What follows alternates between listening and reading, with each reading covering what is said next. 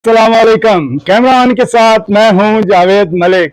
और आज अगर मैं ये कहूं कि मेरी एक बहुत बड़ी ख्वाहिश पूरी हुई तो ये बेजार नहीं होगा।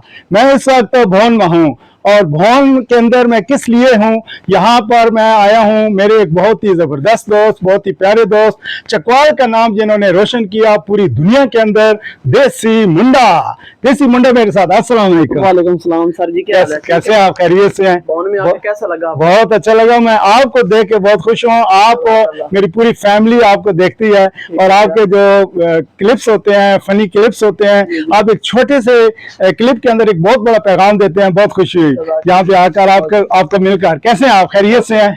अल्हम्दुलिल्लाह। आज इनसे छोटी सी बातचीत करेंगे, मुख्तसर सा इनके इंटरव्यू करेंगे कैमरा ऑन के लिए, क्योंकि ये चकवाल का फख्र है और भवन की एक पहचान है। तो कैसे आपका ये जो देसी मुंडा एकदम आपका ज़हन में कैसे आया? चलो पंजाबी में बात करते हैं कि किस वाले ज़हन में ख्याल आया कि देसी मुंडा इस तरह रखना? बस मेरा नाम मोहम्मद तौकीर है, कोई समझ नहीं आया। मोबाइल नया लिया मैं टिकटॉक का नाम मोहम्मद तौकीर नहीं कोई और रखे जाए जी। तो देसी मुंडा चकवालिया बस एक ना ज़हन आया तो रख देता।